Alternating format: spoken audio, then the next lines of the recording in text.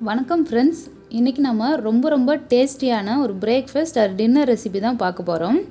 இது நம்ம வீட்டில் எப்பயுமே நார்மலாக அரைக்கக்கூடிய இட்லி தோசை மாவு வச்சு ஆப்பக்கல் இல்லாமல் நார்மல் தோசைக்கல்லில் ரொம்ப சூப்பரான ஆப்பம் செஞ்சுருக்கேன்.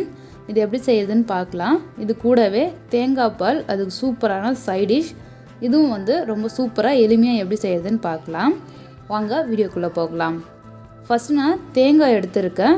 அரை மூடி தேங்காய் சின்ன சைஸ் எடுத்திருக்கேன். இதை தேங்காய் துருவிக்கலாம் தேங்காய் பால் செய்கிறதுக்கு.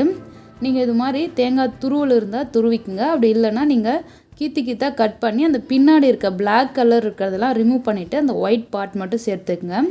அப்போ தான் நல்லா ஒயிட்டாக நமக்கு தேங்காய் பால் கிடைக்கும். இப்போ நான் தேங்காய் ஃபுல்லாகவே திருவிட்டேன். பாருங்கள், ரொம்ப சூப்பராக தேங்காய் பூ நமக்கு கிடச்சிருக்கு. இப்போ இதை நம்ம ஒரு மிக்ஸி ஜாருக்கு மாற்றிக்கலாம். உங்களுக்கு எந்த அளவுக்கு தேவையோ அந்த அளவுக்கு எடுத்துக்கங்க. நான் இன்றைக்கி ஒரு சின்ன அரை மூடி தேங்காய் மட்டும் எடுத்துருக்கேன். இப்போ இதோட ஒரு ஏலக்காய் சேர்த்துக்கலாம். ஏலக்காய் சேர்த்திங்கன்னா நல்லா வாசனையாக இருக்கும். இதோடவே இனிப்புக்காக ஒரு 3 டீஸ்பூன் அளவுக்கு நான் சுகர் சேர்க்குறேன். உங்களுக்கு எந்த அளவுக்கு தேவையோ அந்த அளவுக்கு சேர்த்துக்குங்க. இதை சேர்த்துட்டு ஒரு டம்ளர் அளவுக்கு இதில் தண்ணி சேர்த்துருக்கேன். தண்ணி சேர்த்துட்டு மூடி போட்டு இதை நல்லா அரைச்சிக்கலாம். இப்போது தேங்காய் பூ நல்லா அரைச்சி எடுத்துகிட்டு வந்துட்டேன். இதை ஃபில்டர் பண்ணிக்கலாம். இதை இது மாதிரி ஃபில்டரில் ஊற்றிக்கலாம்.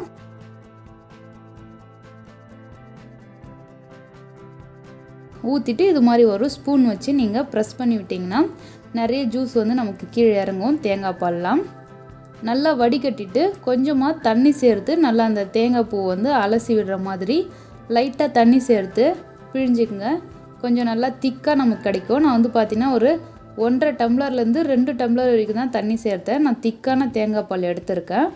உங்களுக்கு தண்ணியாக வேணுன்னா கூட நீங்கள் தண்ணி சேர்த்துக்கலாம். பாருங்கள், ரொம்ப சூப்பராக எல்லாத்தையுமே ஃபில்டர் பண்ணிட்டேன். நல்லா திக்கான தேங்காய் பால் ரொம்ப அருமையாக ரெடி ஆகிடுச்சு. இதை இப்போ நம்ம தனியாக வச்சிடலாம். இது நம்ம இடியாப்பம் அந்த ஆப்பத்துக்கெலாம் யூஸ் பண்ணிக்கலாம். ரொம்பவே சூப்பராக இருக்கும். இப்போ நான் ஒரு பவுலில் இட்லி மாவு எடுத்திருக்கேன். இது பார்த்தீங்கன்னா ரேஷன் அரிசியில் பண்ண இட்லி மாவு தான். இந்த ரெசிபி ஆல்ரெடி நான் எப்படி பண்ணுறதுன்னு வீடியோ போட்டிருக்கேன். நீங்கள் பார்க்கலன்னா இந்த வீடியோட லாஸ்ட்டு தரேன், செக் பண்ணி பாருங்கள். இதில் தேவையான அளவுக்கு உப்பு சேர்த்துக்கலாம். நீங்கள் மாவு எப்பயுமே அரைச்சிங்கன்னா உப்பு சேர்க்காமல் கரைச்சி வைங்க. அப்போ தான் சீக்கிரம் புளிக்காமல் இருக்கும். இதில் தேவையான அளவுக்கு உப்பு சேர்த்துட்டு இதை நல்லா கலந்து விட்டுருங்க. மாவு நல்லா கலந்து விட்ட பிறகு ஆப்பம் செஞ்சிடலாம். அதுக்கு ஒரு தோசைக்கல் ஹீட் பண்ணிவிட்டு ஒரு குழிக்கரண்டி அளவுக்கு மாவு சேர்த்து அதை நல்லா ஸ்ப்ரெட் பண்ணி விட்டுக்குங்க. ரொம்ப மெல்லிஸாக இதை பண்ணக்கூடாது. கொஞ்சம் திக்காகவே தோசை ஊற்றிக்குங்க. கல் தோசைலாம் எப்படி செய்கிறோமோ அது மாதிரி. எண்ணெய் கொஞ்சம் சுற்றிரும் ஊற்றி விட்டுட்டு ஒரு மூடி இருந்ததுன்னா இதை மூடி போட்டு ஒரு நிமிஷத்துக்கு அப்படியே குக் பண்ணுங்கள். இது மாதிரி மூடி போட்டு குக் பண்ணுனா நல்லா மேலே குக் ஆகிடும்.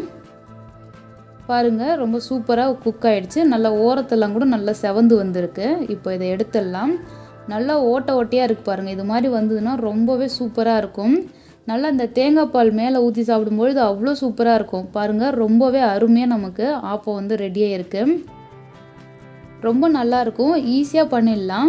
ஜஸ்ட்டு தோசைக்கல்லில் ரொம்ப சுவையான ஆப்பம் ரெடி பண்ணிடலாம். நீங்கள் நல்லா கட்டையாக பண்ணிங்கன்னா அந்த தேங்காய் பால் ஊற்றும் பொழுது நல்லா ஊறிடும். சாப்பிட்றதுக்கே ரொம்ப சூப்பராக இருக்கும். கண்டிப்பாக நீங்கள் இது மாதிரி ஒரு வாட்டி ட்ரை பண்ணுங்கள். ட்ரை பண்ணிவிட்டு எப்படி இருந்துன்னு உங்கள் ஃபீட்பேக் எனக்கு கமெண்ட் பண்ணுங்கள். இந்த வீடியோ பிடிச்சிருந்துன்னா லைக் பண்ணுங்கள், ஷேர் பண்ணுங்கள். மறக்காமல் இன்னும் நம்ம சேனலை சப்ஸ்கிரைப் பண்ணலாம், சப்ஸ்கிரைப் பண்ணிக்கோங்க. தேங்க்யூ ஃபார் வாட்சிங்.